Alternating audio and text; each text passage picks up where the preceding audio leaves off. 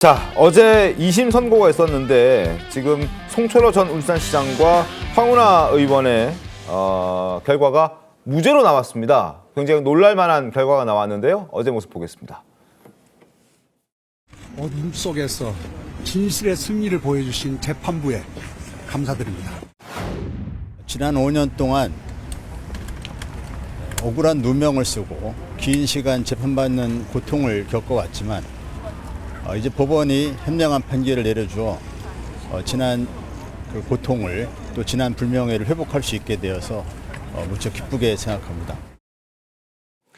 네, 지금 2018년도죠. 송철호 전 울산시장이 당시 경쟁자였던 김기현 의원의 수사를 황운하 당시 울산경찰청장에게 청탁을 했고 또 여기에 문재인 청와대 민정비서관실이 경찰이 이 부분을 좀 수사하도록 소위 하명 수사를 했다, 하명 수사를 지시했다. 지금 이런 의혹이 핵심이었는데 지금 송철호 전 시장이 문재인 전 대통령 30년 지기이고 또 친구이고 민주당 후보였기 때문에 1심에서는 이 정황 등이 좀 인정된다. 그 당시 재판부에서 증인의 증언도 있었고 네. 신빙성이 인정된다 이렇게 평가를 받고 유죄가 나왔었습니다. 그런데 2심에서 뒤집혔는데 송영 변호사님 왜 뒤집힌 겁니까? 사실 이 핵심 인물의 법정 증언, 법정 진술에 대한 신빙성 판단이 2심과 1심에서 많이 달라진 것 같아요. 네. 그래서 당시에 이제 송철호 그 울산시장이 황운하 의원에게 수사를 청탁했다는 그런 그 핵심 관련자의 진술이 있었는데 그 진술에 대해서 지금 항소심에서는 구체성이 떨어져서 신빙성을 인정하기 어렵다는 게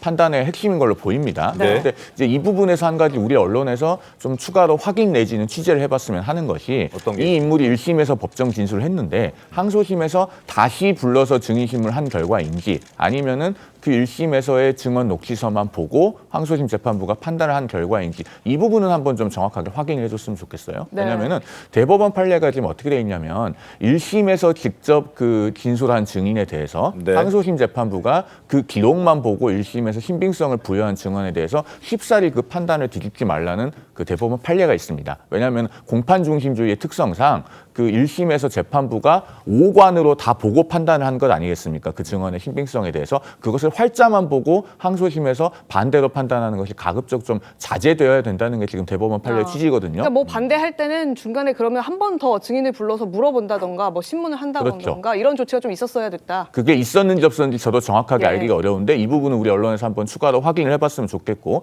그다음에 만약에 항소심에서 추가로 불러서 신문했다면 이 부분을 한번 따져봐야 되는 게 이 울산시장 선거 개입 사건 2018년에 있었던 일 아닙니까? 그러면은 항소심은 그로부터 굉장히 오랜 시점이 지나서 약 6년 정도 지나서 이제 실질적인 심리가 이루어졌기 때문에 그 사이에 증인의 기억이 과연 온전하게 유지될 수 있었겠는가 이 부분도 우리가 한번 고민해 볼 지점이라고 생각합니다. 알겠습니다. 뭐 일단 각종 보도들을 종합해 보면 증인 신문하지 않고 1심이 인정한 진술을 진술에 대한 신빙성을 인정하지 않았다 이런 보도들도 나오고 있는데 그 해당 증인을 불렀는지 안 불렀는지를 한 번 더 확인이 좀 필요해 볼 것 같다는 생각도 듭니다. 윤석 대변인은 검찰과 또 심지어 이제 가장 큰 피해자라고 이제 알려져 있는 김기현 의원도 굉장한 불만을 좀 드러냈다라는 얘기들이 나오지 않습니까? 그렇죠. 1심에서 징역 3년입니다. 송철호 전 시장 당사자뿐만이 아니라 황운하 의원도 똑같이 징역 3년 실형을 선고받았는데 지금 1심이 재작년 12월에 있었어요. 네. 1년 한 3개월 정도 있다가 2개월 정도 있다가 나온 2심이 무죄로 바뀌었다. 그렇게 되면 검찰도 그렇고 또 당사자라고 할 수 있는 김기현 의원 같은 경우에 이걸 납득을 하겠습니까? 근데 이제 재판부는 의심은 가는데 어쨌든 뭐 확실하게 증명 안 됐다는 식으로 얘기를 하는데 네. 글쎄요. 피고인의 이익을 어쨌든 확실하지 않을 때는 피고인의 이익을 앞세우는 게 맞긴 하지만 네.